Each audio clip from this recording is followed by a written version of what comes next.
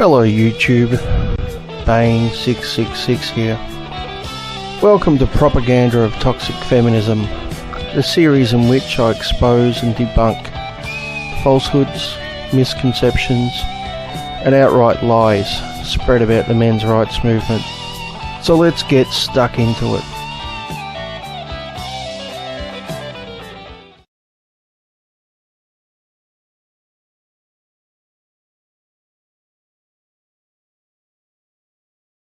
Well folks, you're gonna hate me for this first one. Yeah, it's an old favourite of mine, the old gloss witch, back once again, one of the biggest misandrists on the internet, a radical feminist writing for the New Statesman, constantly telling us how evil men are and how, you know, we should all be pretty much wiped out. And this amazing article that she's written is on International Men's Day. Ah, boy, this one's going to be tough to get through. This International Men's Day, let's all agree that masculinity isn't working. Oh, so let's all agree that masculinity isn't working. Well, this is going to be interesting, isn't it? Let's continue. If we care at all about men and boys, and if men and boys care about themselves, it's time to drop the pretense. It's International Men's Day, when patriarchs the world over count the cost of being the dominant class, find it to be unconscionably high, feel a bit sad, then carry on regardless. Now you'll note here she sees all men as one class, and that class is dominant. And I assume she means all of them, including the homeless, including, you know, men with emotional or mental illness, victims of violence or sexual assault, handicapped men, men of colour, you know, all dominant patriarchs apparently. You know, those homeless people are they're just living it up on the streets because, you know, penis apparently. I wouldn't be surprised if she put something in here about male tears before we're finished. But anyway, let's continue. Have a good one, men, for tomorrow it's back to pretending that when you say people, you mean women, too. Oh yes, of course, yes, that's right, because men don't see women as people, do they? No, of course not, because we're all uncaring animals, aren't we? I mean, fucking hell. What kind of monster is this woman? She hates men. She has nothing but hatred towards men. She is really a disgusting creature. And it really saddens me that she has two sons, which she's raising. I have no idea how those boys are going to turn out, but it's pretty fucking scary. Anyway, let's continue. I realize that this could sound harsh. It's not that I don't empathize with how tough it must be to find oneself stuck at the top of a gender hierarchy. Stuck at the top of the gender hierarchy. Once again, she only sees the men at the top. She is totally blind to all the men at the bottom, including all those homeless men. She probably passes them on the street every day on the way to a well-paid job. I assume she lives in a fairly nice house.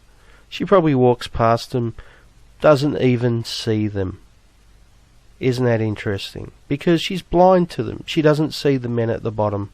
They don't exist to her. The only men who exist are those few men at the top. So fucking typical. Next. Just as money can't buy you happiness, neither can the systematic exploitation of female bodies and labor. That's why, along with emergency aid for rich people, we desperately need an International Men's Day. I don't begrudge you that.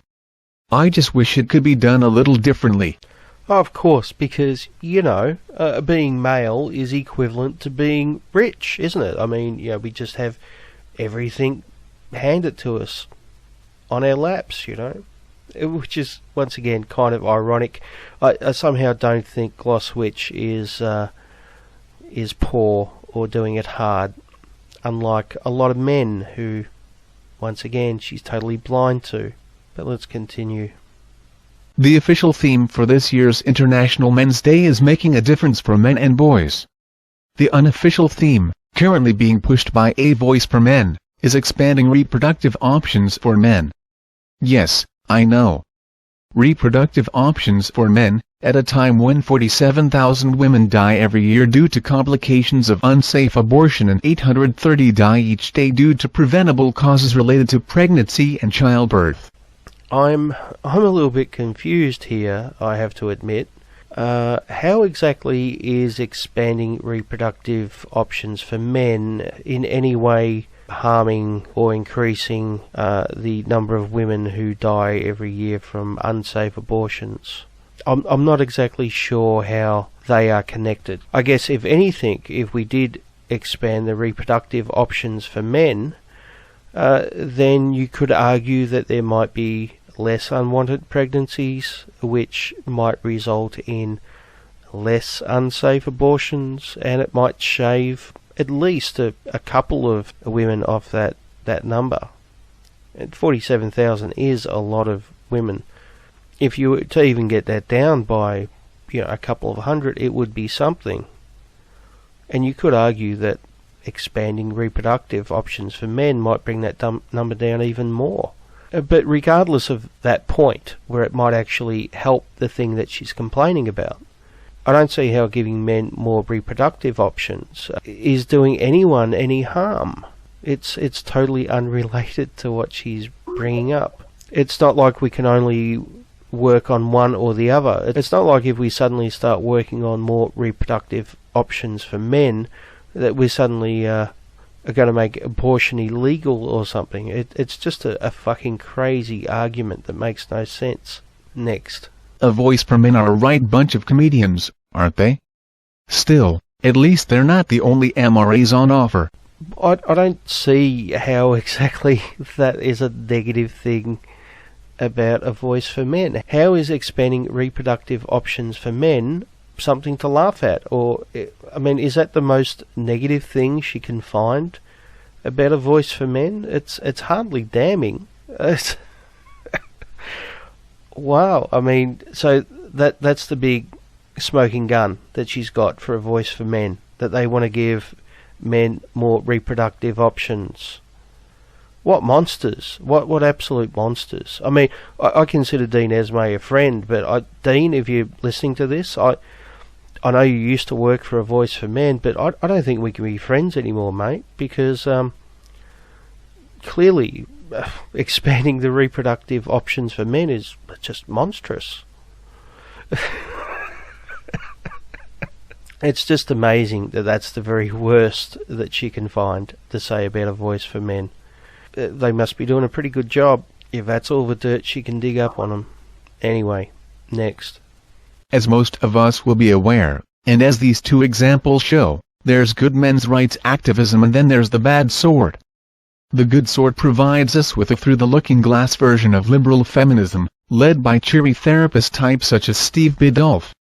It's all about making sure boys have good male role models, look up to their fathers, and keep rough and tumble play within reasonable boundaries. Not that you'd mind, obviously, but still. Well, I gotta say, yep, that does sound fairly good. Good male role models is important. I don't see anything wrong with that. Let's have a look at the bad, shall we? Next. The bad sort is all about hating on women because your ex-wife was a bitch, and now she's expecting you to pay child support, and how do you even know that those kids are yours? Wow, so this once again is rather funny. She says the bad sort is all about hating on women, which is amazing considering she makes her living writing articles for a major publication talking about how evil men are. Yeah,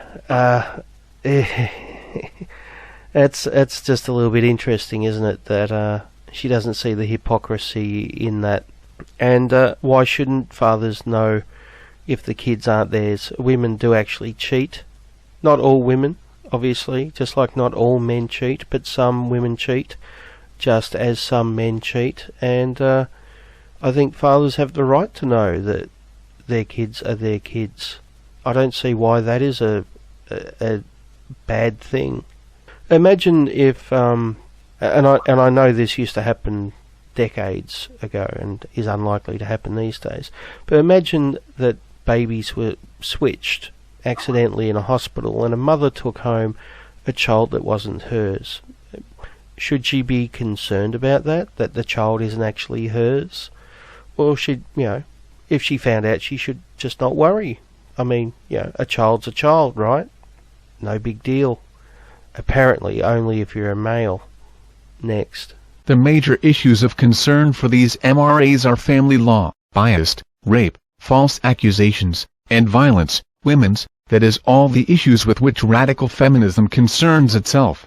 Well, yes, obviously, if the family law court is biased, which we can clearly see from statistics it is, then obviously that is an issue. No law court should be biased.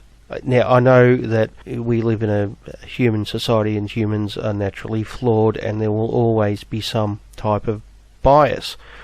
But we should have systems in place to make those biases as small and insignificant as possible. Clearly that's not the case in the family law court. Clearly there is a massive bias there that needs to be addressed and fixed. As for rape, well, I would argue that both rape and false accusations of rape are both issues. We should be dealing with both as opposed to only talking about one. I don't see why that's a big issue. Clearly if someone has been raped, it's an issue, and clearly if someone's been falsely accused of rape, then that's an issue as well. And the last one, violence, well, I would argue that violence is wrong whether it's committed by a male or a female. Unfortunately, in our society we tend to ignore violence when it's committed by women and only focus on violence committed by men. And I'm not saying that we should ignore violence committed by men. I'm saying we should hold women to exactly the same fucking standards. That's all. When someone commits an act of violence, we treat them based on the act itself and not on their gender. And apparently radical feminism is concerning itself with these things. Well, only from a one-sided point of view, which benefits women and doesn't benefit men in any way. Fuck equality, right? Isn't that right, Red Femmes? Fuck equality? Yep. Anyway, let's continue. Only played out in some parallel universe, where over 90% of violent crime is committed by women. Can you imagine the trauma of growing up male in a world like that? Okay, so this over 90% of violent crime is committed by women thing is her idea of sarcasm, because she's saying that over 90% of violent crime is committed by men. And she links to a article by The Guardian which is called "The Culture of Masculinity Costs All Too Much to Ignore." So, it's another all males are evil, all females are innocent victims type feminist bullshit article. You know the type. The type of thing that Gloss Witch writes in her sleep. But anyway, let's continue. If, like me, you are both a feminist and a mother of boys, it's hard not to feel pressured to get behind the good version. After all, it's not as if you don't care about men's higher suicide rates, greater exposure to violent crime and shorter life expectancy, is it? Well, I would argue, based on the numerous articles of Gloss Witch that I've read, that she does not give two shits about male suicide, greater exposure to violent crime, and shorter life expectancy. I don't think she gives a shit about any men. It's clear in her writing that she hates men and blames all the world's problems solely on men. She thinks men are to blame for everything that is wrong in the world, and women never ever do any wrong whatsoever. So if you actually believe that about a group of people, I find it hard to believe that you would give two shits about them killing themselves or being the victims of violent crimes or dying younger. There are very few white supremacists who say hate, I don't know, Jews or blacks or Muslims or whoever, who actually care that Jews or blacks or Muslims are killing themselves. That doesn't seem to really work that way, does it? But let's continue. So what could you have against efforts to highlight discrimination against men in areas of social services, social attitudes and expectations and law. Isn't it time, as Glenpool puts it, for the women's sector to share the gender equality pie? If women are seeking to liberate themselves from patriarchal oppression, isn't it time for men to liberate themselves from, matriarchal oppression? Oh, and here we go with the old matriarchal oppression.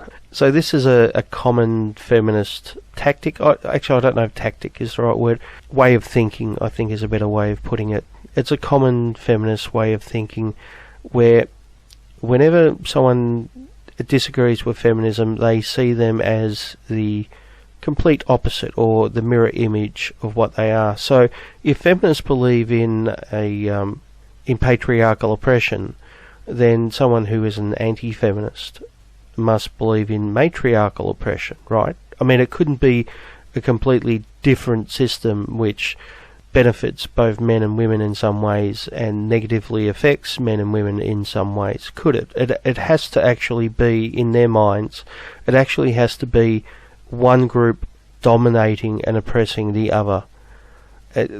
That mentality is so entrenched in them that they can't separate themselves from it to see any other form of society.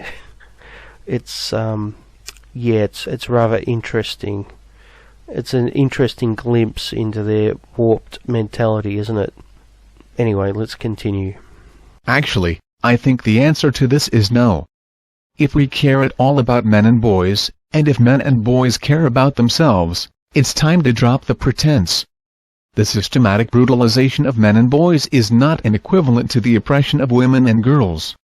It is the price men pay to be the dominant class. Oh boy. Oh, what do I say about this? So, men's issues are the price men pay for being the dominant class, which once again would include the 3/4 of the homeless who happen to be male.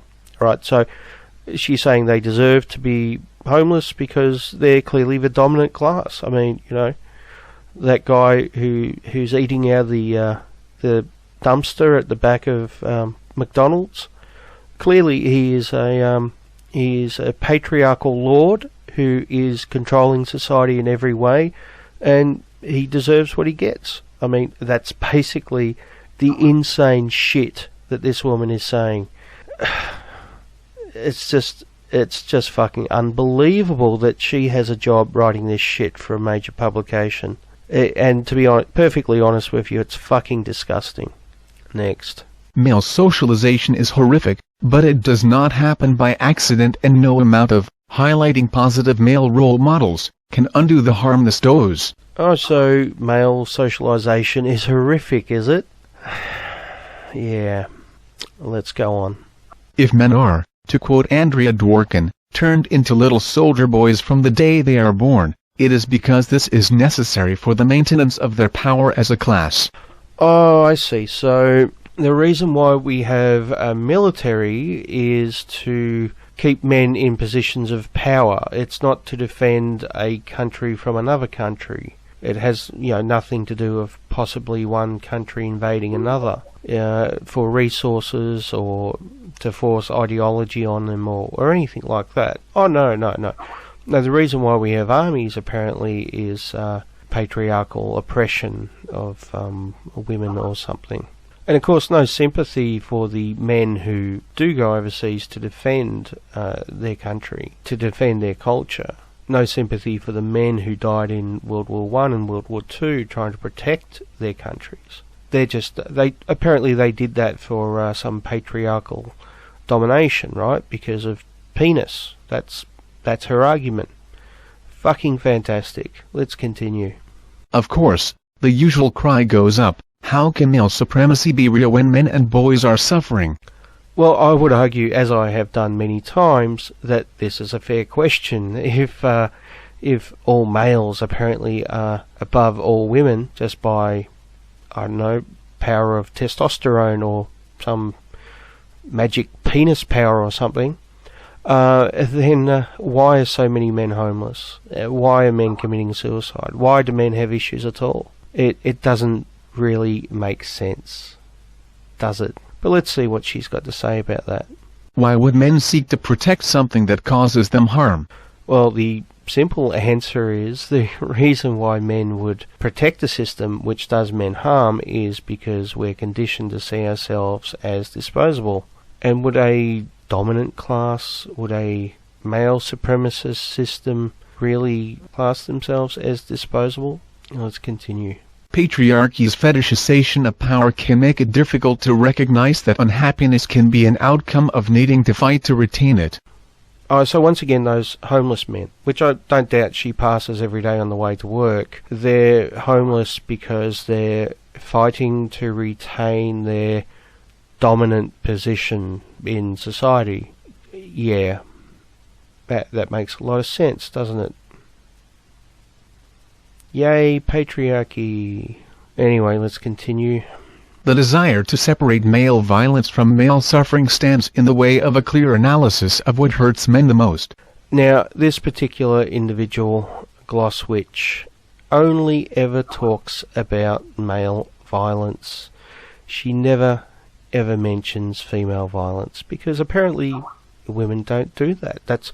Violence is something, in her mind, solely associated with males and masculinity. In her mind, it is a male feature. I wish you would tell that to violent women. Oh, and for the record, the percentage of violent women has been steadily increasing over the last 20 years, right across Western society. But I guess that's somehow the fault of males and masculinity as well, I guess. I mean, you know, it wouldn't be anything else, would it? Not in her mind, anyway. Next. As Dworkin points out, male supremacy requires men to enter into a cycle of violence and alienation. It means you can rape. It means you can hit. It means you can hurt. It means you can buy and sell women.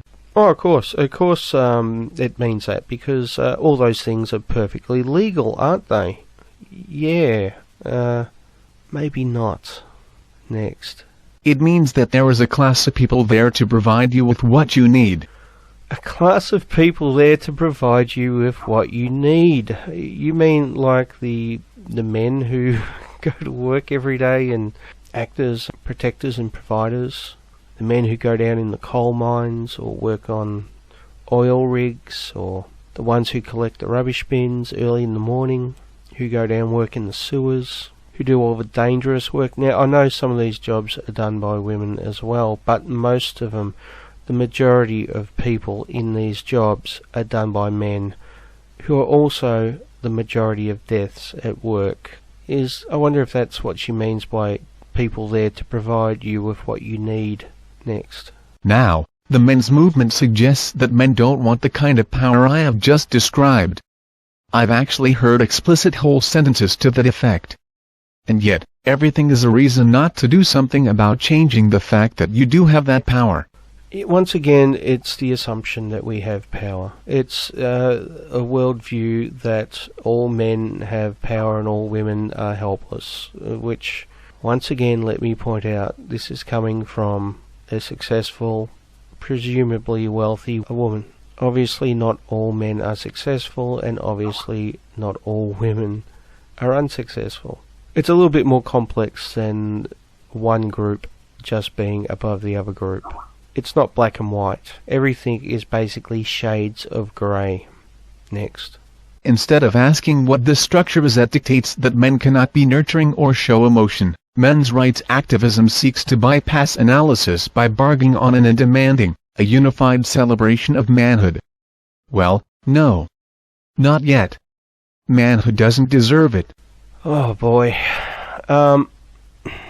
Well, first of all, we are saying that we should be able to show emotion. It is the feminists who come out with the male tears mugs all the time and try to shame us whenever we bring up problems, call us whiny, crying man babies and bullshit like that.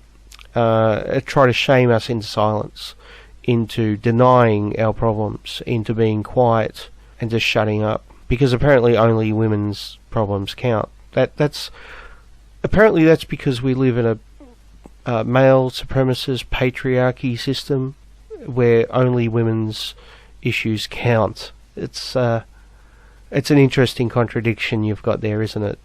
But that last sentence, manhood doesn't deserve it. Oh, boy. So whenever you hear a feminist say that people think that feminists are just female supremacists, and they're really not, and I agree most of them aren't, but there are clear examples of some who are, and this is one. Once again, Glosswitch just hates men and masculinity, and I feel a great deal of sorrow for her two sons. Could you imagine what it would be like growing up in a house with this woman where she thinks that your very existence is the embodiment of evil? What kind of life would that be? What kind of effect would that have on you when you're a growing young man? And I can't imagine what type of person her husband must be to put up with something like that. Next. In his book Irrationality, Stuart Sutherland offers an example of how the rivalry between groups may be so irrational that each may try to do the other down even at its own expense. In an aircraft factory in Britain, the toolroom workers received a weekly wage very slightly higher than that of the production workers. In wage negotiations, the toolroom shop stewards tried to preserve this differential, even when by doing so they would receive a smaller wage themselves. They preferred a settlement that gave them £67.30 a week and the production workers a pound less, to one that gave them an extra £2, £69.30, but gave the production workers more, £70.30. This seems to me a good analogy for how men's rights activism functions.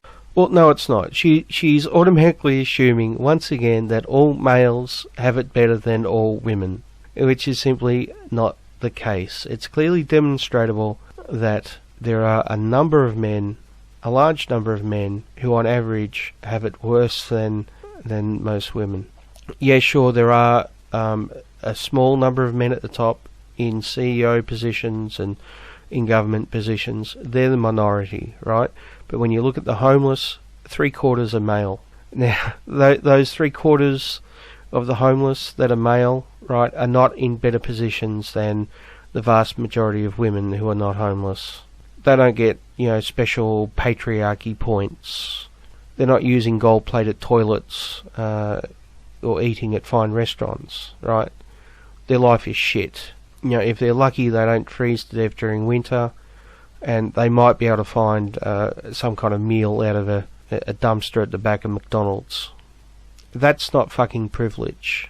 And actually being concerned about those men and trying to change the way society sees them, actually making them visible, right? That's not taking anything away from women. That's not trying to bring women down, right? That's trying to lift those men up. And if you can't see that, then as far as I'm concerned, you're a fucking inhuman monster. Next. Men and boys must suffer in order to preserve the differential between them and women and girls. Oh, I see. So men suffer to remain dominant. Yeah, that makes perfect sense. If you're fucking insane, it does. Fucking hell. Next.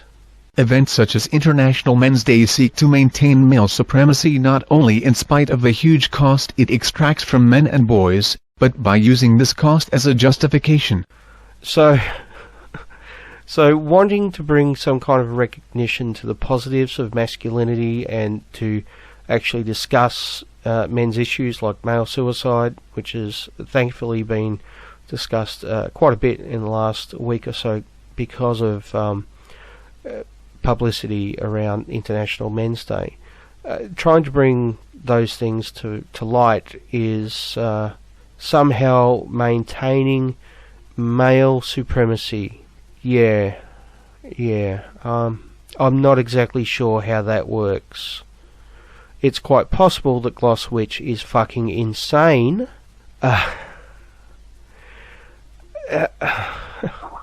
even if we were to conclude that Glosswitch is fucking insane, which I think most of us have come to that conclusion by now, at least the logical ones, we still have to ask the question, how did she get this published?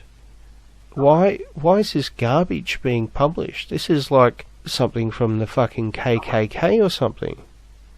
I wouldn't expect a major publication to publish something from the fucking Grand Dragon or Imperial Cyclops or fucking whatever from the KKK, because I would expect them to read it and go, you know, this is fucking insane, this is bigoted nonsense, and not actually pay them and publish them. Yet here we are reading this bullshit, and this is her regular job. Yeah, because, you know, remember, we live under male supremacy. Okay, you got it? Okay, let's continue. It's clinging on to the thing that causes you pain in an effort to prove to yourself it was worth it. So men are clinging on to their issues to prove to themselves that it was worth it. Yeah. Because, you know, the homeless want to be homeless. They want to, you know, be out in the middle of winter with no shelter when it's raining or snowing, and they haven't had a hot meal in days. They're wanting to hang on to that pain, apparently, to, you know, maintain their sense of male supremacy. Yeah. Makes perfect sense when you put it that way. Next. But it isn't. The shorter lifespan, the violence and the depression should tell us that it isn't. If men want liberation, too, it's time for them to cut their losses. Masculinity isn't working. It's time for men to let go. Of course. The blame for everything in the world is masculinity, isn't it? You know, global warming, masculinity, earthquake in China, must be masculinity, you know. Some woman somewhere is constipated, must be masculinity somehow. A woman kills her children, must be masculinity. I mean, what else could it be? Couldn't be anything else, could it? It seems that every issue, every problem in the world is caused by that evil old masculinity. What a fucking monster this woman is. What a man-hating fucking monster she is. And the fact that she has 2 sons. Fuck, that's just fucking depressing. Anyway, fuck it, I'm done.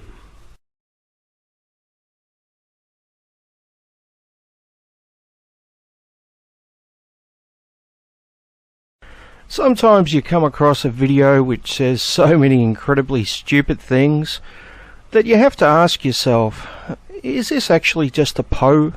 In this case, I don't think it is, but I'll let you make up your own minds. What up, fellas? It's slothboy494 here, and I'm reporting for duty. Welcome to Sloth Talks, where I talk about something topical and pretty much try to make a podcast out of it. Also, I'm not going to be using an avatar for this because there's no reason for me to do so.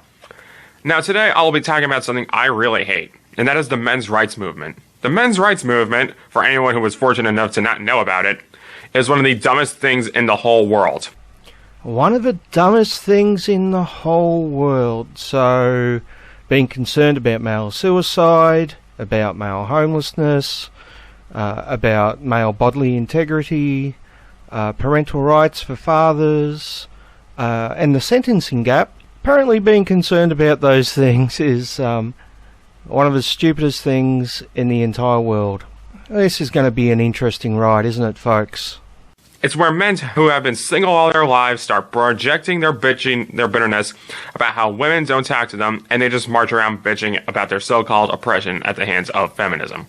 And here we have an example of a typical feminist argument when trying to debunk a men's rights activist. What you do is, instead of attacking actual arguments, you attack the individuals and you try to sex shame them, and then you throw around the word oppression, which we don't actually use. That's the word that feminists use. Wealthy, middle class, well educated, Western women who claim to be oppressed. Sorry, mate, we don't claim to be oppressed. In fact, no one in the Western world, neither men nor women, are oppressed. What really bothers me is that there's more of these people everywhere I turn on the internet.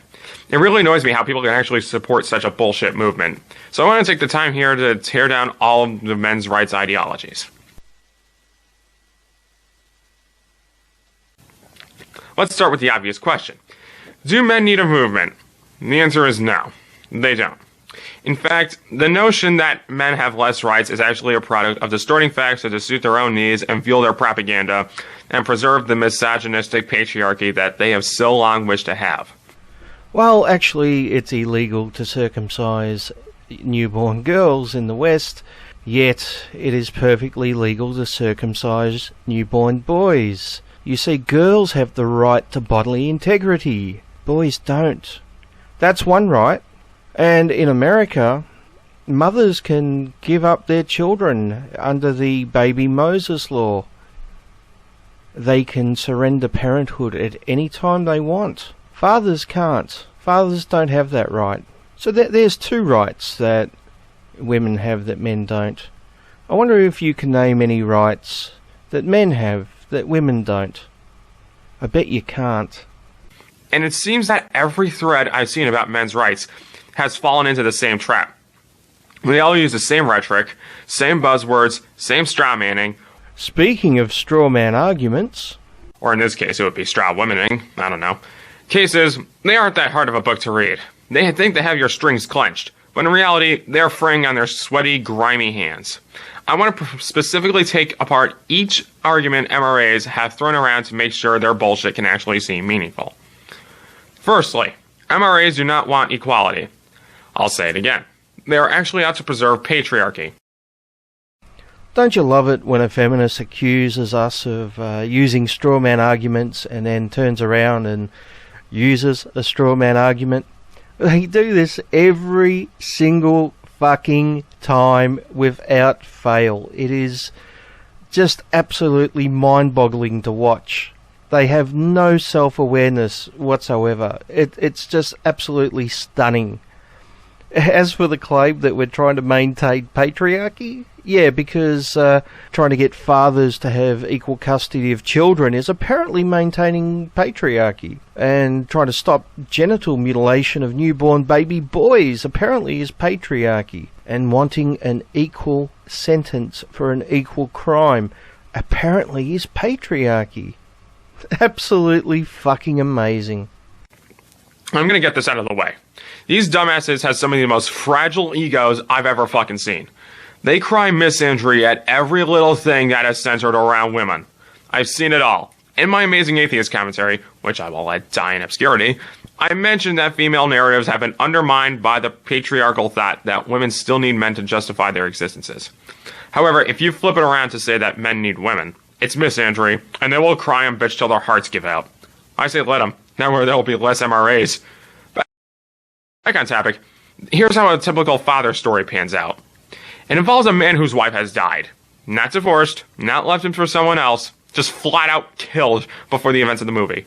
It almost never really leads to anything more. It doesn't serve any purpose other than to move the plot along and provide slight internal conflict for him. It can be done well, like with The Punisher. His wife and son were killed by the mob, and now he's a homicidal vigilante righting the wrong that was done to him. His wife's death actually served a purpose beyond he has to raise a kid on his own. In these fatherhood stories, women are plot devices. Wife dies, barely anything happens besides the family misses mommy. How does a motherhood story pan out? Well, she's happily married and things gonna be better. But if she's single, then everything goes to hell, and 8 times out of 10 a man's gotta make things right. And this is another common feminist tactic where they look at one example and then apply it to everything while ignoring other examples which might contradict their claim. For example, he ignores what I like to call homification, in which we see men being portrayed as mindless fat slobs who can't do a thing without their more intelligent and attractive wives or girlfriends giving the stupid, helpless slob of a male a helping hand. Hey, Mom! What What are you doing? What is that?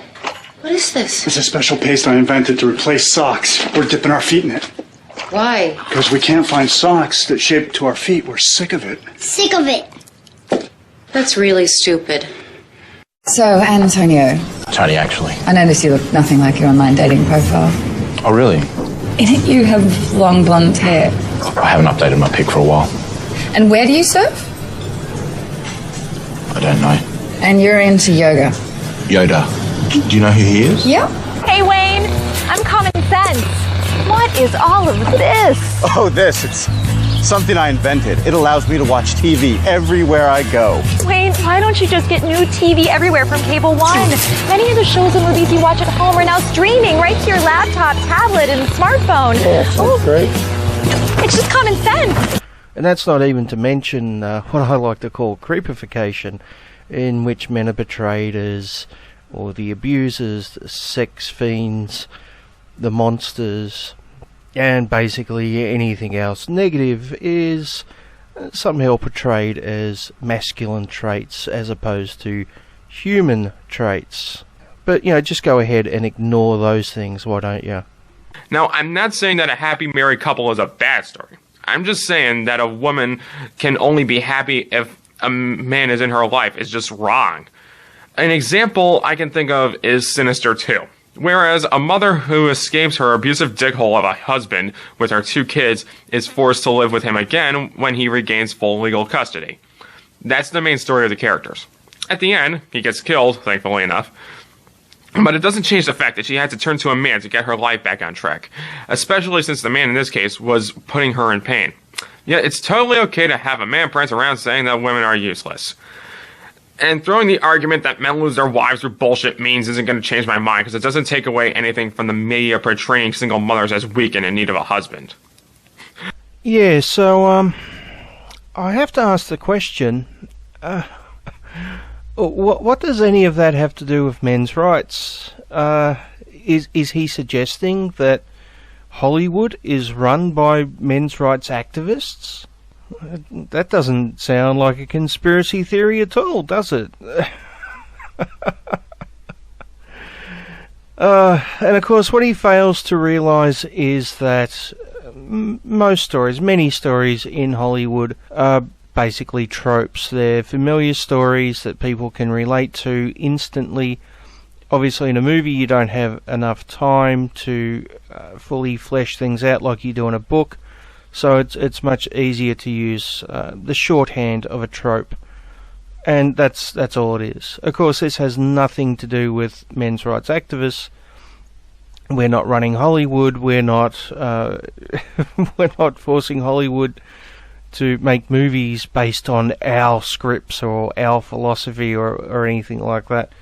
In fact, we're only a small movement which constantly gets attacked by the media. It's a very strange argument to make. Now, this one's one of my favorites. MRAs try actually saying that they're suffering from objectification. I've seen it before, that fitness magazines showing ripped men are oppressive towards fat or lean men who don't have idealized bodies. First of all, the idea of objectification came from rape culture. While I don't normally like using trigger words like patriarchy and rape culture, we can't deny their existence. Well, actually, we can. And when you think on it, men are hardly, if ever, knocked on for not having a body like John Cena or David Beckham. Okay, so when a woman is judged solely on her appearance, which is objectification, basically she is being judged on her value on the sexual marketplace. Now, keeping this in mind, let's have a listen again to what this guy said right at the start of his video. It's where men who have been single all their lives start projecting their bitterness about how women don't talk to them, and they just march around bitching about their so-called oppression at the hands of feminism. Now, the fact that he's using our sexual marketplace value, or what he perceives as our sexual marketplace value, as an insult, would suggest that men also have a sexual marketplace value. Now, this sexual marketplace value may not put as much emphasis on appearance, although judging by some of the images he's used throughout this video, you could argue that it does. Nonetheless, there is a male version of objectification. Usually it revolves around how good of a provider the man is. If a woman is unemployed, it's not really a big hurdle for her getting a date. But if a man's unemployed, then suddenly he's a loser. Of course, this also applies to one of the feminist favourite insults for us, which is, you live in your mother's basement. What this insult is basically saying is, you are not a good provider. So if we're going to acknowledge that objectification is a thing, that females are judged based on their sexual marketplace value, then we also need to acknowledge that males have a similar thing. If we're going to claim that it's wrong to judge females in such a way, then we need to be consistent in our arguments and claim that it's wrong for males to be judged in such a way. Not to mention it reinforces outdated gender roles, which feminists claim to be fighting against, except when they can use them to insult people they disagree with, at which point they don't really seem to be fighting hard against them, do they? Funny that. And by throwing around childish insults like this guy has, he has just proved himself to be a complete and utter hypocrite. Not to mention a complete moron. But I'll let him continue to prove that. Next. But you'll always find a woman being knocked down for not looking like Kate Upton. I can safely say that, well, admittedly, I have a bit of a feminine body. I'm not going to elaborate on how of universal squeamishness, but I'm not jacked or a bodybuilder. And despite this, girls still talk to me quite a lot. It could help that I'm 6'2.5" and tan because of my ethnicity, but height doesn't mean much since you could be 7 feet tall and still be ugly as fuck. Thing is, objectification affects women far more than men. I did some research. What I found in my studies was that fat girls were 10 times more likely to be judged for their body types than boys. And what you will fail to mention is that often this judgment comes from other women. But I'm suspecting you're just going to ignore that and blame it all on men somehow, correct? Now why is it that most of the MRAs bitching about this are people you wouldn't want to fuck anyway? That's what I'm asking. And here we have another example of sex shaming in place of an actual argument. Well done. So what he's saying is it's wrong to make fun of fat girls because that's objectification, but it's perfectly okay to sex shame a group of men because you disagree with their beliefs. No hypocrisy there whatsoever. Oh well, guess we'll never know beyond any excuse hypocrisy can come up with. Another trump card MRAs like bringing up is circumcision. This one's really stupid. Let's talk about circumcision. Circumcision is a religious tradition. You follow me? Religious tradition. Where an infant boy's foreskin is sliced off. I'm ignoring the health benefits it provides since MRAs don't care about that, so... You mean the health benefits which have been debunked by every major health organisation in the world? Is that the health benefits that you're talking about? Why should I? Apparently it's oppressive that girls don't get circumcised. You fucking idiot. We're against both. You fucking moron. Nice attempt at a straw man, you fucking piece of shit. For one thing, girls don't have dicks, and I don't think you can traditionally circumcise a vagina. Second, only Jewish boys can be circumcised. Wow, we have just entered a whole new level of fucking stupidity here. Wow. Well, first of all, Muslims are also circumcised for religious reasons. And non-Jews and non-Muslims are circumcised every fucking day. You fucking moron. Seriously. If you're a Christian or a Muslim, your dick ain't getting touched by a scalpel. So he actually thinks that roughly 50% of the American male population are Jewish. Yeah. Third, female circumcision is mutilating their reproductive system to prevent them from enjoying sex or even reproducing. First of all, he ignores the 4 different types of female circumcision and what they entail. And second of all, he ignores that circumcision was introduced in the West to reduce masturbation. And this was done for religious reasons. But, you know, just ignore history, all the evidence, and just make shit up. It works better that way, doesn't it? These two are in no way compatible, and any reasoning MRAs use aren't stable or sensible enough to carry a debate along. Well, actually, some forms of female circumcision are comparable to male circumcision, and some are even less harmful. Admittedly, though, some are more harmful. But regardless of what you believe is more harmful or less harmful, it doesn't change the fact that both are fucking wrong. Yeah, I really don't care if it is a religious tradition. It's still fucking wrong. If someone wants to get it done when they're an adult, if you turn 18 and you decide that you'd like a piece of your genitals cut off because of some, 2,000-year-old book or some shit, then by all means, go right ahead and do it. It's your body, your choice. But to force it on newborns is fucking monstrous. Both are wrong, both should be banned, both male and female. The draft. You know, the thing that every man is legally required to have signed up for. Remember when I said that MRAs distort facts? This is one of them. MRAs like to say that men are enlisted for selective service at birth.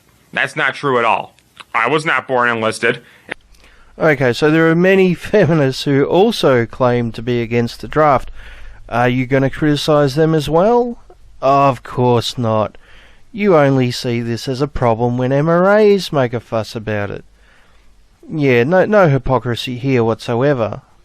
Of course, this exact same argument can also be made for circumcision. There are many feminists who claim that they are against male circumcision.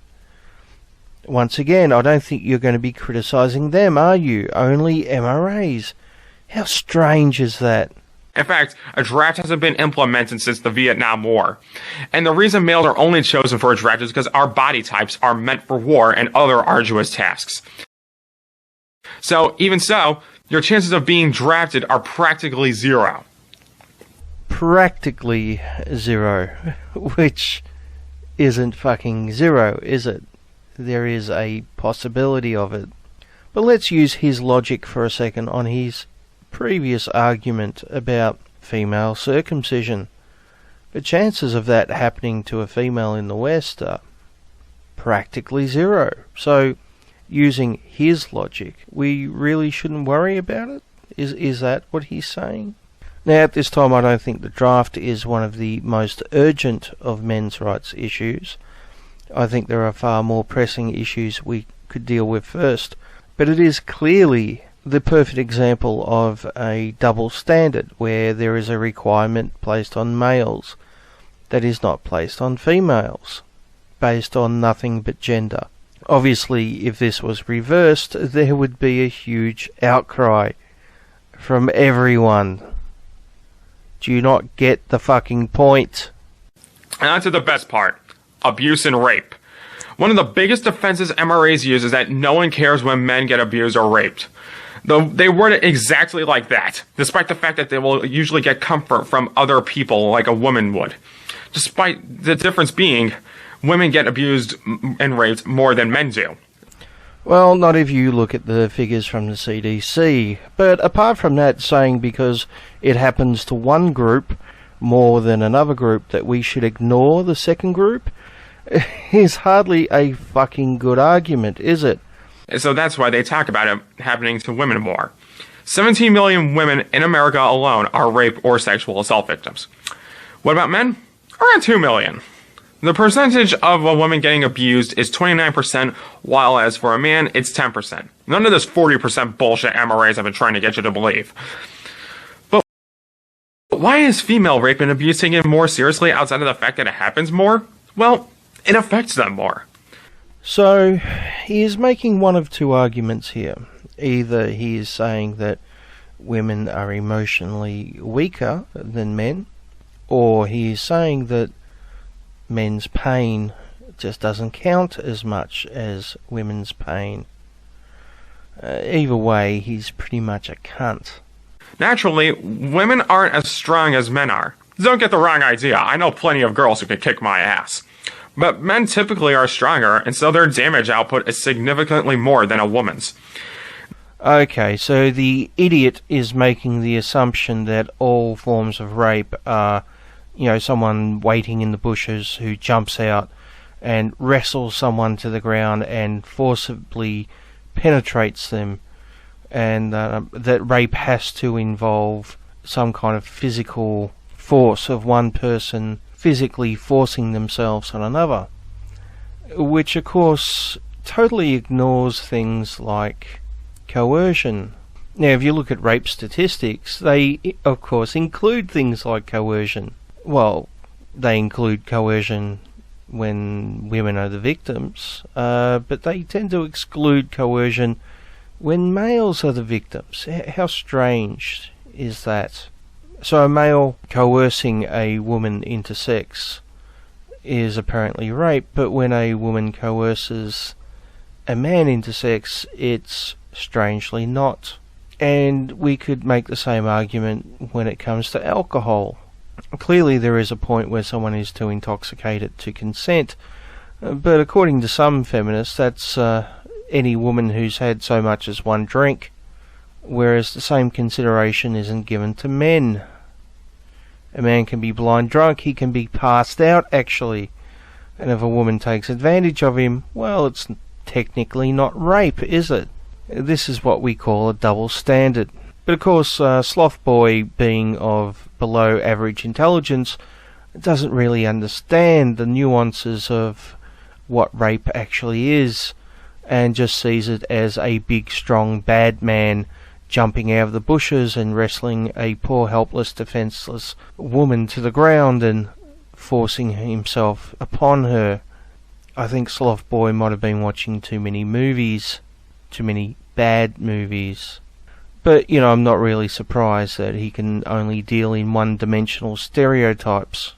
Not to mention, women also have to worry about getting pregnant and whatnot. Then they'll have to either abort the fetus and get shamed as a baby killer, or they have to raise a kid that they didn't even want. Of course, they also have the additional options of the morning after pill, which you would assume that they'd be given when they go to the hospital after the rape. But if they do choose to have the child, they can also take advantage of the fact that women have the right to parental abandonment. As I mentioned earlier, they can leave their children at any fire station or hospital thanks to the baby Moses laws. Of course, if an underage boy is raped by an adult woman and that adult woman becomes pregnant, the underage boy is still responsible for paying child support to his rapist. Do you think that's okay? Another thing they like to bring up is the minuscule amount of men's shelters compared to all the women's shelters. It just dawned on me. Men's shelters are actually fucking everywhere. Seriously, look around you. They're everywhere. If they mean specifically for rape and abuse, well, again, women suffer from it more, so... Oh, I see. So women suffer from it more, therefore there should be no men's shelters? I assume when you say men's shelters, you're talking about domestic violence. So the feminist statistics on domestic violence are obviously biased and one-sided. But let's just, for argument's sake, suggest that they're real. Let's actually suggest that the feminist statistics on male victims of domestic violence are in fact accurate. If this was in fact the case, the percentage of shelters for men would still not be proportionate to the number of men who are victims. And considering these shelters tend to get their funding from the government, that would be discrimination, wouldn't it? And when we look at something like the homeless, where the vast majority of the people who are homeless are male, yet women get special services, it's the exact opposite of what he's saying here. We have the minority getting special services based on gender. So the whole argument of more services for those who have greater victimhood is actually a bullshit argument when you look at it. Only makes sense that more women's shelters for abuse and rape would exist. You wouldn't barge into a seminar about car crashes being the #1 killer of teenagers and scream, "People die in plane crashes too!" Because not only is it insensitive, but because plane crashes don't happen all that much as opposed to car crashes. What an incredibly moronic analogy. For this analogy to be correct, people would not give a shit about plane crashes. In fact, there would be no safety standards on planes, and terrorists would be able to board planes at any point with a bomb and blow up the planes without people giving two shits. And if that was in fact the case, then yes, it would definitely be appropriate for people to say, what about the fucking plane crashes? Fucking hell. MRAs like to say that men are usually told to suck it up or deal with it when they're abused, yet they'll try and justify when a woman is raped with the classic, "Hey, she was asking for it" line. So it's a common thing for MRAs to say that, is it? It's more common amongst MRAs than any other group, is your argument. Yet you give no fucking evidence whatsoever, no citations, no examples. You're a fucking joke, mate. Fine. Well then, MRAs, it ain't so cool when it's you now, is it? Which brings us to custody battles. Oh, I cannot wait for this. MRAs love throwing this one around. Like, they absolutely worship this one. So, misandry must exist since men hardly win full custody of their kids. Well, no, it doesn't. First, let's dive on the whole notion that women are to raise the kids, something MRAs are very pleased with subjecting women to forever. So here we have an example of yet another straw man, where he claims that, MRAs want women at home raising the kids while, the man goes off and does man stuff, I guess, which is absolute fucking bullshit. Our stance is actually shared parenting, 50-50 parenting, so it's fucking ludicrous to suggest that we want to go back to the 1950s, you fucking moron. But what is even funnier about this is that the feminist organisation now does actually want to keep those patriarchal roles and have mothers only raising their kids, because apparently that's the mother's role according to them. It's something fathers can't do. You know those gender stereotypes that feminists claim to be against? Well, fucking now is fully in favour of them. They've been supporting him for well over a decade, trying to prevent fathers from getting custody. You fucking moron. But with that in mind, you can't bitch at how misandry is running rampant when you yourselves have agreed that women are supposed to raise the kids, and that is their only place in life. Wow, what a fucking lying piece of shit. Come on, mate, name the MRAs who are saying this. Fucking name them. I dare you, you lying fucking piece of shit. Which is obviously a lie.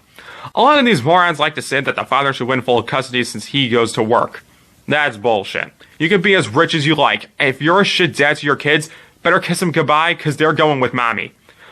So here we have the perfect example of a double standard. He says if the guy is shit, he'll lose his kids, but at no point does he even consider that the mother might be shit. It's a requirement, a standard placed on fathers, which isn't placed on mothers. Also, where the kids live is usually dependent on what they want. So if more kids want to live with mom than dad, then dad must have done fucked up, didn't he? The worst statistic is that women will win 86% of custody battles. Not true. It's actually 54%. That's still a lot, I know, but not nearly as much as that disgusting exaggeration that MRAs came up with. Now, would you be surprised if I told you that Slothboy doesn't give us a citation for this statistic? I don't think you would. I mean, I wasn't the least bit surprised that we got no citation for the statistic. So I can't actually check it out. I can't see if it's legit. I can't see if it's a regional statistic. I can't see if there's any reasons why it may have been misrepresented, or if there's any factors which aren't taken into account. There's no way I can check any of these things. I'm just meant to take him at his word, and considering so far how incredibly bad he has been with reality. I'm not really willing to do that. He does, however, give us a link to an article about mothers losing custody, and there are some interesting things in there, so I think it's only right that we have a quick look at it. Why more and more women are losing custody battles over their children. Like millions of women of her generation, Karen Martin dared to believe that women really could have it all. A high-flying creative director at a London advertising agency, she got married, had 2 children, and while her husband, Mark, played the house husband, she was the family breadwinner. For a while, this very modern arrangement appeared to be working out perfectly. Then her husband had a fling with a single mother he met at a playgroup and Karen threw him out. What followed was a traumatic court battle which saw a judge hand custody of her 8-year-old son and 6-year-old daughter to their father, who lives on benefits in a council house. To add insult to injury, the judge ordered Karen to pay maintenance to her former husband. Now, we've all heard this exact same scenario numerous times, only with the genders flipped, where the male is the breadwinner and the mother is the main caregiver, and the mother gets custody and the father's separated from his kids, and often the single mother is living on benefits or in a council flat or whatever. That's been the normal story for 40 or 50 years now, but suddenly it's a big issue because it's now happening to women. Now, I'm not the type of person to say, well, it's been happening to men for 40 years, so now it deserves to happen to women. That's bullshit. That's a bullshit argument. And my stance on custody is pretty bloody simple. The default should be 50-50 custody. Now, that would help men who are in that situation, and it would help mothers like this one. Now, if a parent decides that they want less time with their child because of their career, or maybe they've got another family or whatever, then that can be negotiated down. But the starting point should be 50-50 custody. Whereas Slothboy here, his starting point would be give it to the mother, and who gives 2 shits about the father? Fuck the father, right, Slothboy? But there's a couple of other examples in the article, so let's have a look at them. Though Mark had not returned to work and was living with his parents in Gloucestershire, the judge ruled it was a more favorable environment for the children than living with a career mother, says Karen. He lives in a council house on benefits. I'm speechless that the courts feel this is a better environment for my children to be raised in than living with a parent who has a strong work ethic and a lovely home. So once again, if the genders were reversed and Mark was in fact a woman who had left her husband and was now living with her parents with her children, this would not be seen as an issue.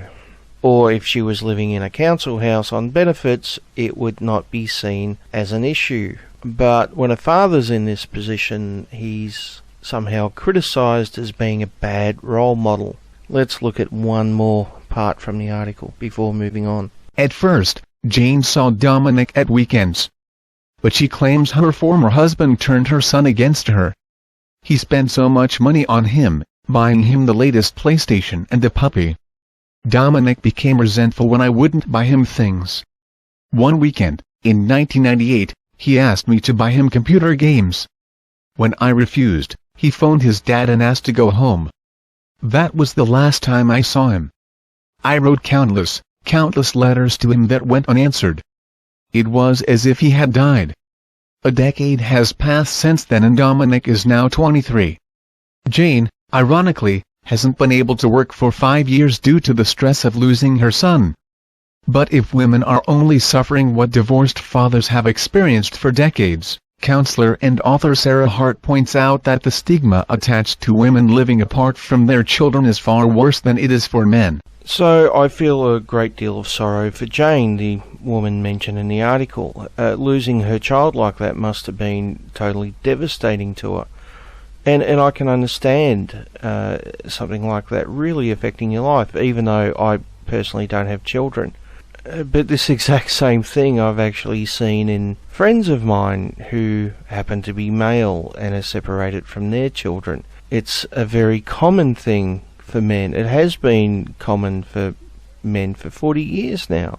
And what Slothboy and this article seem to ignore is the fact that the rate of male suicide skyrockets after a divorce. I know I've said it many times before, but during a divorce, a wife loses her husband, but a husband not only loses his wife, but more often than not his entire family. And you can see the effect this has just on the fact that the suicide rate in men rises so dramatically. Do you honestly think that's just some kind of weird coincidence?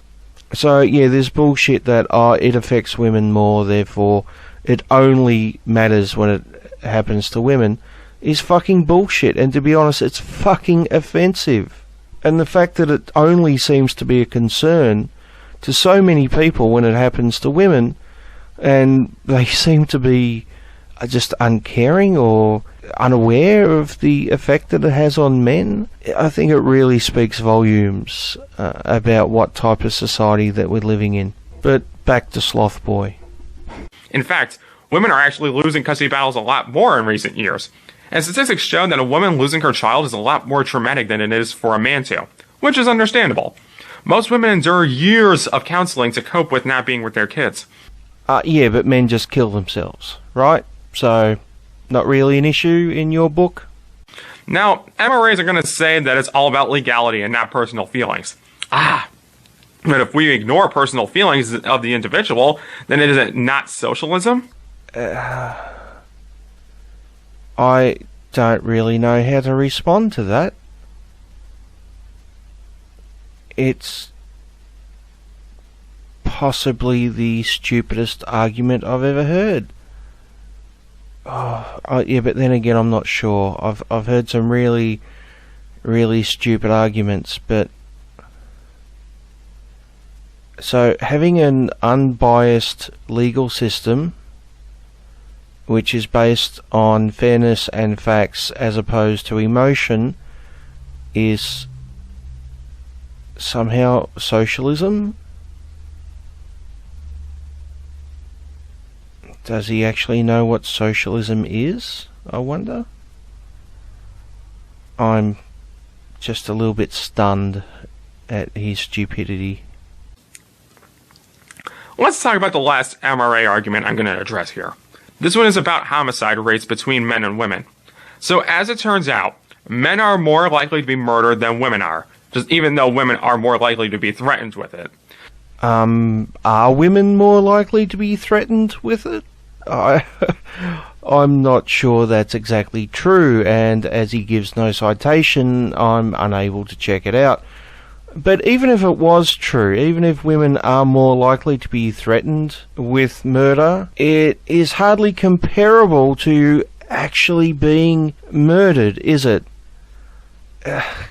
Being threatened with something and being the victim of something aren't really that comparable, are they? I mean, is that, Slothboy, is that seriously your big comeback? Sure, men are more likely to be murdered, but hey, what about all those threats that women get concerning murder? I honestly don't know how to reply to something so moronic. This one depends on human nature, and despite how hard MRAs and feminists try, you can't change human nature. You can't stop a guy who wants to kill. That's just the cold hard truth. The only way to fix this is to kill more women.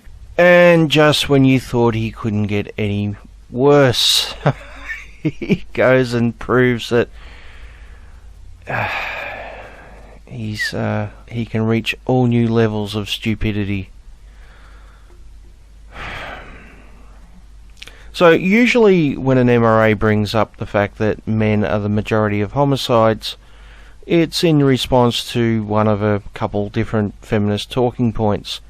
The first one is that women are in danger every time they leave the house, and this is somehow proof of the oppression of women, or that there's a war on women, or something like that. Well, the statistics prove otherwise, because men, as Slothboy admits, are far more likely to be the victims of violence or homicide.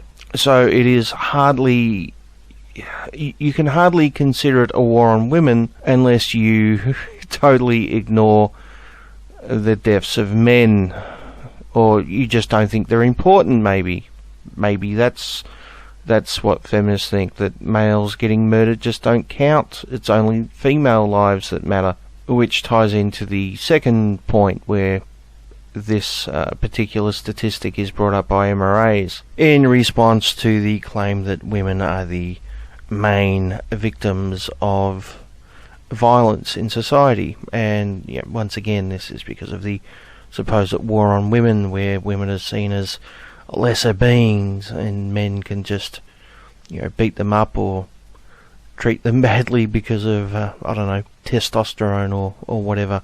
The type of thing that Gloss Witch from the first segment of this video would be talking about, where she focuses only on males being violent against females and ignores female violence against males, or female violence against females, or male violence against males. The type of thing where only the violence of one gender against another gender counts, as opposed to all the other different types of violence which may happen. But continue, Slothboy. I'm sure you have some more stupid to assault us with. Which obviously shouldn't happen. This argument is usually used as a straw man, so the potential feminist who gets this argument thrown at her can say, well, men are supposed to take the pain for women. A notion that I'm admittedly okay with. The thing is, the criminal code is that you never target women and children as the product of a man. Just like all the other problems MRAs talk about, this is a result of men. And here we see a common feminist tactic to just dismiss men's issues. By somehow saying that all men's issues are the fault of men, it somehow makes them irrelevant. I'm not exactly sure how. Even if this was true, even if all men's issues were in fact the fault of men and not society in general, it still wouldn't change the fact that they are legitimate issues. But of course, claiming that all these issues are just the fault of men is just a way of, once again, demonizing masculinity while perpetrating the myth that women would never, ever do anything wrong. The simple fact is that society is at fault. Not men, not women, but society. Both men and women do fucked up things. Both men and women have fucked up attitudes. But we should only look at the men, right? Because that's equality. But now MRAs want to pin this on feminists even though they had nothing to do with it. No, we don't blame feminism for random acts of violence against men.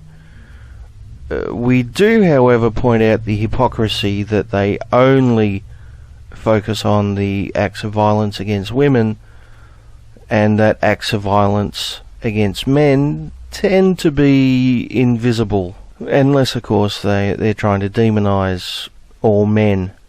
So, in other words, acts of violence against women are horrendous, and everyone should do something about it. But acts of violence against men, well, it's their own fault. So, who gives a shit, right?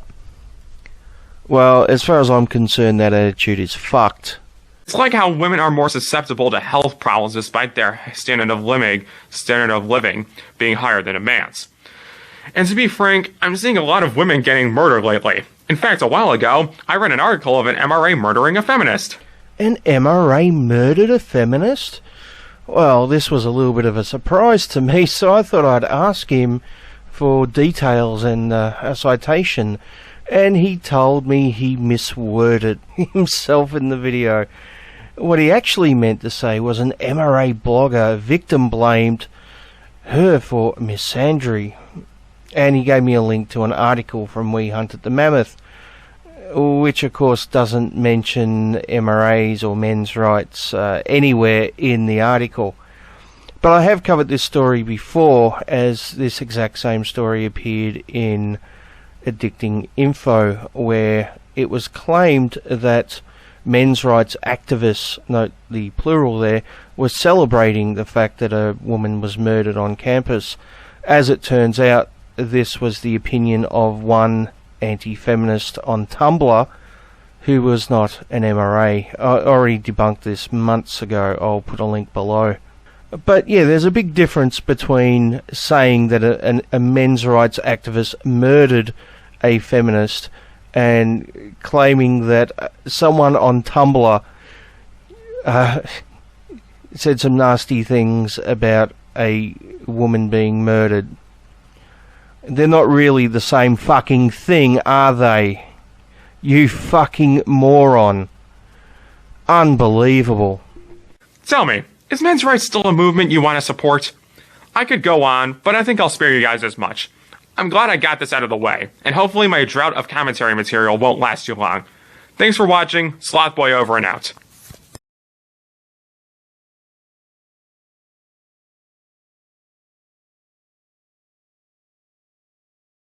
Well, as you may well know, I try to keep these videos under an hour in case I have to back them up on Daily Motion. But it seems I've gone well over an hour this time, and I've still got plenty of material to get through, so I figure why not continue going. Let's make the last propaganda of toxic feminism for 2015 a big one. So this next article's an interesting one. It's a Aussie feminist who is criticising a male Aussie feminist for an article he wrote. She eventually turns the topic onto men's rights. I'm not going to do too much commentary on this one. I think it pretty much speaks for itself, although there are certain parts no doubt I will be commenting on. So let's get stuck into it. Patriarchy is other men. Why courageous Clementine Ford is not the answer, is a misogynistic lesson in respectability politics. I'm not here to fight.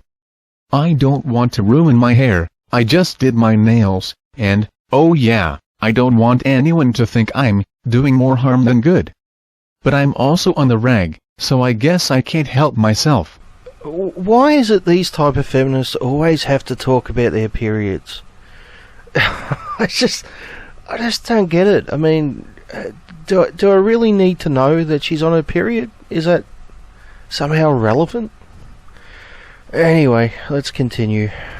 Get some Vaseline. Let's fight. Jack Kilbride, a young writer from the University of Melbourne whose name Freud would have something to say about, wrote something about how Clementine Ford's approach to feminism, that is, calling out sexism, and robustly criticizing the attitudes that make violence against women possible, otherwise known as, feminism, is alienating extreme misogynists. Kilbride writes, the mission of feminism is to make these men, who harass and assault women, change, and starting fights with them is only making that mission harder. We need a way to bring them in, and luckily we may already have one. The strategy Kilbride suggests is respectability. If you are familiar with the term, respectability, you'll know I borrowed it from American race and gender politics, namely the black, female Christian thinker Evelyn Brooks Higginbotham, because there's nothing an activist can learn that hasn't been learned elsewhere in the history of struggle. Kilbride suggests that if feminists want to change anything at all, they need to be inclusive to their most dangerous and violent critics. Because Kilbride is the kind of committed feminist who has clearly never read anything written in the entire field of feminism, he just refers to Emma Watson's UN speech, the one where she invited men to become feminists. He doesn't mention that immediately after she made her speech that she was harassed online, and threatened with leaks of nude pictures. The idea of respectability politics is twofold. The first is that the dominant social group offers an invitation to the table of power to outsiders, but only if they stop behaving disruptively. The second fold is that this invitation works to other outsiders, their looks, their speech, and their manners are all wrong, and they are burdened trying to correct themselves. And then they start telling their communities to change their behavior, too. Let me think. A group that others outsiders and tries to dictate their speech and their manners and how they act and what they think. Oh, gee, it's on the tip of my tongue. I'm sure I can think of a group that does that all the fucking time. Gee, what are they called? I just can't remember. The problem with respectability politics is that it does not work. The invitation, "You can share our power if you look, talk, or act more like us," is not genuine, because people who have power have no interest in giving it up. It's a divisive strategy that singularly undermines the identities and cultures of underrepresented people, and pits them against one another rather than against the dominant group. A few genocides in recent history have proven that the promise is never kept. It doesn't matter how well you can assimilate, if the ideology determining the logic for your oppression is maintained, you will never be given a real place at the table. So ladies, you can be a man and talk sensibly at the grown-ups table, but it won't really change a thing. You'll just be a scab. There are men, like myself, writes Kilbride, who are feminists and believers that true equality for women is paramount to our future. Unfortunately, though, then there are the other men. They are responsible for all misogyny ever. Okay, so what we have here is an example of two different types of feminists.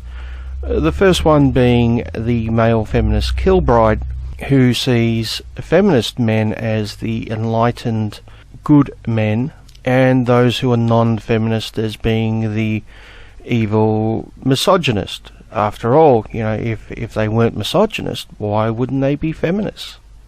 His solution is to convert them. If you can just show them the errors of their ways, then surely they will convert and become enlightened men, like those good feminist men. But the second type of feminist, the author of this particular article, actually sees all men as misogynists, as we'll see in a little while. All men, according to her, are basically evil sexist pigs. It's kind of like original sin. Men are just born that way, and even those more enlightened men who are feminists are still sexist, as we'll see. But let's continue. There is a passage in Jack Halberstam's Female Masculinity that I resort to time and time again, because when I first read it, the world as I'd lived in it fell into place. Halberstam writes that masculinity becomes legible as masculinity where and when it leaves the white male middle-class body. Arguments about excessive masculinity tend to focus on black bodies, male and female, Latina bodies, or working-class bodies. The way I grew up, as many others do in mobile lower-middle-class families, I moved through many different worlds. Poor, migrant, artist, rich former migrant, white-bread middle-class, upper-middle-class, tertiary educated, private-schooled, homeschooled, unschooled, newly rich. The whole spectrum. The thing I glean from learning how to appear normal in these conflicting worlds is that across every social stratum there is a fairly significant portion of men who are interested in making women feel threatened. That's just the truth. It's only that this desire to dominate women is expressed differently in different places. Now, I personally would argue that there is a fairly significant portion of the human population who are assholes, who are selfish fucking assholes. And by that I mean both men and women. I don't think it's a thing which is particular to one gender. Yes, there are asshole men out there who mistreat women, just as there are asshole women out there who mistreat men. And there are also men who mistreat men and women who mistreat women. But seen through this particular feminist lens, we have the males wearing the black hats in the villain position, and the females being the good guys who are also the victim. I don't find this particularly healthy for either men nor women. I don't think it's healthy for men to be seen as nothing but villains, and for women to be seen as nothing but their victims. It's hardly empowering to women, and it's hardly a good image to show young boys, or for men to have. It ignores all the good things that men do, and all the good men out there. But let's listen to her describe these evil Menz and their way of threatening and oppressing women. Among the lower classes, in the places I lived as a teenager, for example, men who want to threaten women do it by following you around on the street, by shouting abuse at you, by flashing you, masturbating at you, going home and bashing you, etc. Which is not to say violence doesn't occur in the upper classes, but bear with me. This kind of behavior is viscerally scary, and it's illegal. In many cases, it's the kind of behavior you could report to the police if you felt supported enough. These behaviors are perpetrated by killbrides, other men. Don't you just hate it when the lower classes masturbate at you? It's it's very problematic. But I find it interesting that she associates violence against women and sexual violence with working class men. Yeah. So let's hear her opinions on the upper class men. In the upper classes, though, the behavior that threatens women is largely invisible. It's not even illegal, it's just normal. So it's important to note here that she uses the words behavior that threatens women. So the things she's about to list are things she considers to be behaviors that threaten women. Let me stress that.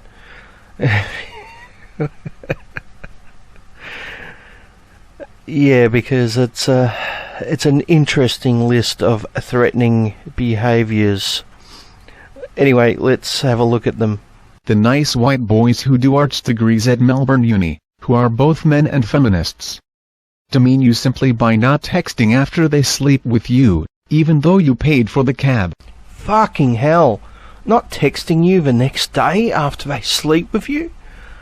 What fucking monsters! I mean, these men should be clearly locked up in some deep dark dungeon. Might I suggest that the fact that they don't text you the next day after they sleep with you might have something to do with your personality? No, probably not. It's probably all men are sexist pigs. Yeah, that's probably the more likely explanation, isn't it? Let's look at the next one. Or by not asking you what you're working on even though they know you're an artist, and you listen to them crap on about their work all the time. Are you serious? Not asking you about what art project you're working on? Why isn't the government doing something about this? These men should be locked up. This should be front page news. This is monstrous. How can they get away with it? Clearly, this is the best evidence I've ever seen for the patriarchy. Men in university not asking a self-entitled woman what art project she's working on. Fucking hell. Clearly, women are oppressed. What more proof do you need than that? Or they only ask you to write for their magazines when they need someone to cover some women's issue. Now, I'll admit it, beyond this one article by this author, I really don't know much about her. I don't know much about her background or her previous work. But if I was to base my opinion on this one particular article, I would have to suggest that there is a extreme likelihood that she can only see the world through a feminist lens, and that she would spend a rather significant amount of time talking about nothing but feminism. So if you take that into account, it would hardly be surprising that someone would ask her to write about that specifically. For example, let's say you knew someone who was obsessed with football. Whenever they watched TV, they would only watch football. They would buy the newspaper just to read about football. On the weekends, they'd go to football. When they weren't at the football, they'd be playing football. The only thing they ever fucking talked about was football. Yeah, unfortunately, I've known people like this, and they can be fucking annoying. But if you knew someone like this, and you had a magazine, and you needed an article on football, it would be reasonable to ask them to write that article. If, however, you wanted a an article on Norwegian politics or 17th century medical techniques in outer Mongolia, you probably wouldn't ask them to write that article, because that's probably not their area of expertise. So yeah, I think this particular young feminist talks about nothing but feminism, and then when people ask her to write about feminism, she complains that that's all they ask her to write about. But thinking back to a previous point about people not texting her the next day after sex, I think we might have found the reason why that might happen. I think people might be avoiding her because all she talks about is feminism. Let's continue. Or they give themselves, boss, job titles on projects you're sharing the labor on, or they take credit for your insights. Yes, because only men do that to women, right? Yeah, sure. Next. Or they tell you stories about their crazy exes, it could be you. Or they only talk to you about their girl problems because to them you're a free counselor. But hold on a second. Aren't we constantly told by feminists that masculinity is toxic because we don't express our feelings or talk about our feelings? And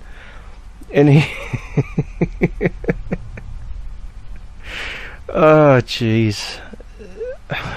Yeah, and for the record, both men and women do this.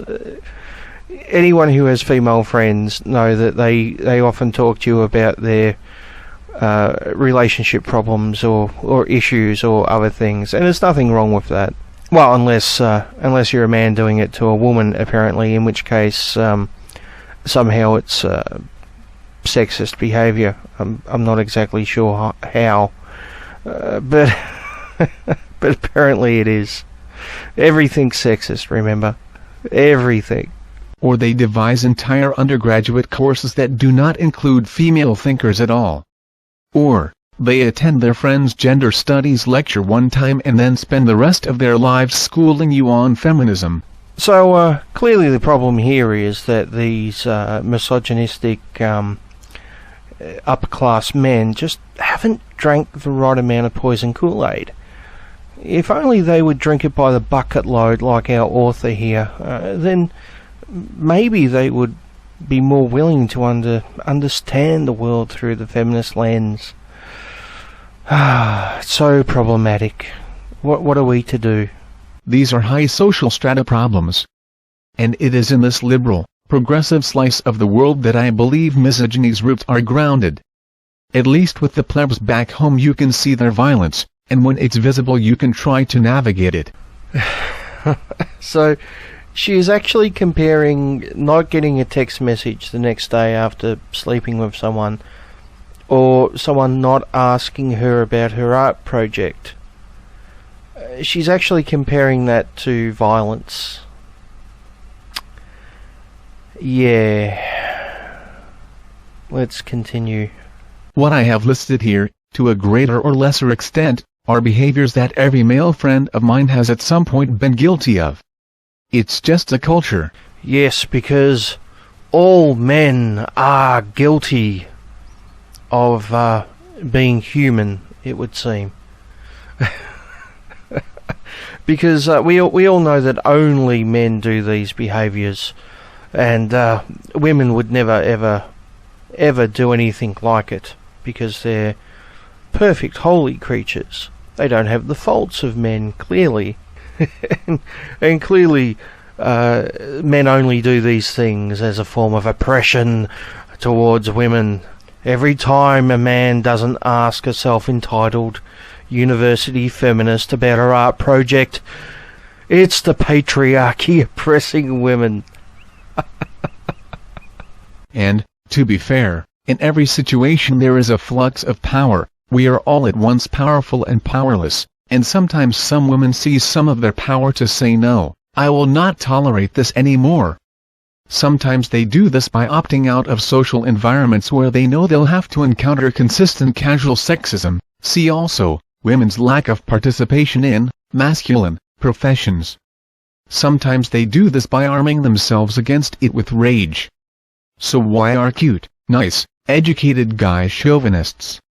What, with all their female friends and access to great troves of female thought from all social strata, could they possibly see an old-fashioned woman hating? Yes, because not asking someone about their art project is just good old-fashioned woman hating, isn't it?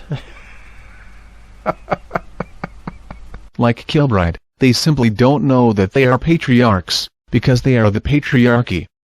And the patriarchy is invisible. Or maybe he's not the patriarch, he's a very naughty boy. Gloria Steinem wrote, "Since most men have only experienced female power in their childhoods, they associate it with the time when they themselves were powerless. This will continue as long as children are raised almost totally by women, and rarely see women in authority outside the home.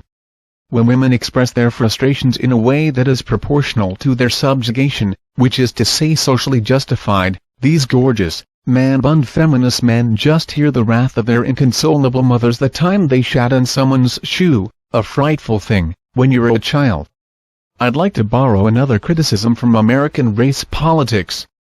Basically, if as a woman I am to spend my life burdened with sexism, I'd rather the perpetrators be upfront about it. The wolf in sheep's clothing has got to go.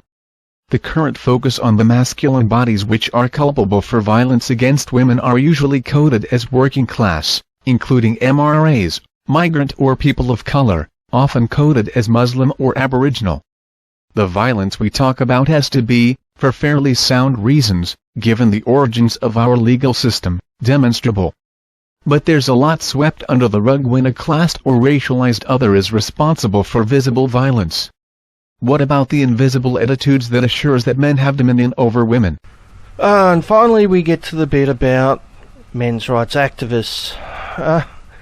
And for some strange reason she associates us with the working class. Now I think it was either very late last year or very early this year, I started to see this claim sneak into articles here and there. I think even Jeff Charlotte from GQ made a similar claim, if my memory serves me correctly. And basically what the claim was, that MRAs are basically working class men who have found themselves unemployed because of the economic downturn, and instead of I don't know, placing the blame on capitalism or whatever, they blame women and hate women for some strange reason. Well, there's a lot of problems with this argument. First of all, not all MRAs are working class. Yes, some MRAs are working class, but you couldn't say that all MRAs are working class. So to associate us just with the working class is foolish. And of course the reasoning behind this claim that we're just blaming women because we've lost our jobs or something is just ludicrous, and shows complete ignorance of our claims and our movement and what we're about. And of course that last sentence, what about the invisible attitudes that assures that men have dominance over women? Yeah, once again, this includes things like not asking her about her art project. Apparently that's somehow men dominating women. In mass media, the current feminist focus on men's rights activists disturbs me, not because my sympathies lie with MRAs, but because MRA logic is the extreme outcome of mainstream culture. I would ask what the fuck she means by MRA logic is the extreme outcome of mainstream culture. It seems a very odd statement to me, but I think she might answer that question in a minute. So let's continue. This focus on other men, exemplified by Kilbride, disturbs me because it sidelines all men's complicity in sexist culture.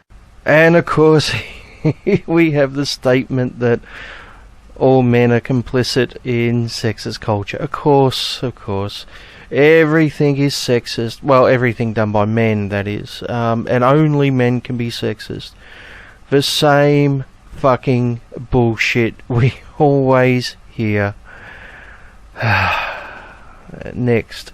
MRAs I don't want to get into too much though, because I think that the post-Marxist status of working-class men as low-level, expendable cogs in the machinery of capitalism is not a good thing. That while it appalls me, I can see that disenfranchised men turning their rage against women is basically inevitable when the highest echelons of our society are demonstrably sexist. So here we have a feminist who clearly has never spoken to a men's rights activist, has never gone to a men's rights site and read what we're about. It's fairly clear that she's read a couple of feminist articles about MRAs and now considers herself an expert, which is kind of funny considering her lack of knowledge. And also considering just earlier on she said as one of her examples of the rampant sexism against women everywhere was a male attends one of their female friends' gender studies lectures one time and then spends the rest of their life schooling you on feminism. I have to ask, how's that any fucking different than reading a couple of feminist articles about the men's rights movement and then proclaiming yourself a fucking expert and passing judgment on us? It's just fucking crazy. Yeah, and it's typical lines like turning their rage against women. Where exactly are we doing that? by claiming that men have issues too, that's turning our rage against women? By criticising some of the sexist ideology behind feminism is somehow turning our rage against women? I can also see that it's useful for MRAs to exist because it unburdens the upper middle classes from the effects of class warfare. If dispossessed, expendable men turn on women, who are also generally expendable, they're not doing any harm to the economic regime that produced them in the first place. Don't you love it when someone who obviously doesn't have a fucking clue takes the time and effort to lecture everyone else about what an expert she is and how they're all wrong? Oh, jeez. And of course, she makes the claim that women are generally expendable, which I guess is why throughout history they're the ones that have been sent off to war, right? Oh, no, hold on. That's not right. And it would also be why the majority of the homeless are in fact men, yet women have special services. Oh, hold on. That wouldn't be right either, would it? Men's violence against women costs around $15 billion to the Australian economy every year, but the burden of that cost is taken up by women. I don't have a conclusion. I don't have a way to summarize my antipathy towards safe, bored men who are scared of being shouted at. Patriarchy isn't other men, it's you. Okay, so I think while making this episode, I've been exposed to far too much of the poison Kool-Aid, so I think I'm gonna go and just get drunk. Very, very drunk.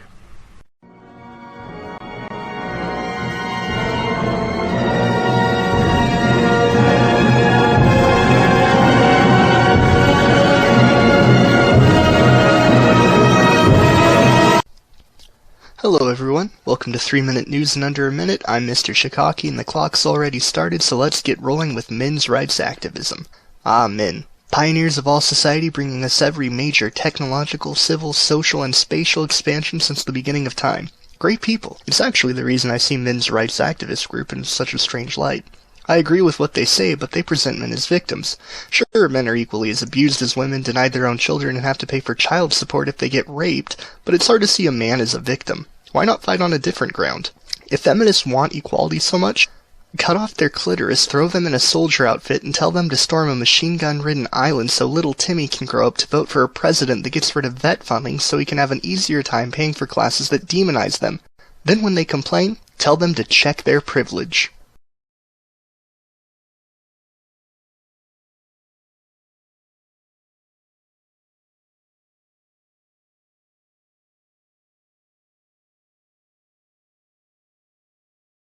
Woo!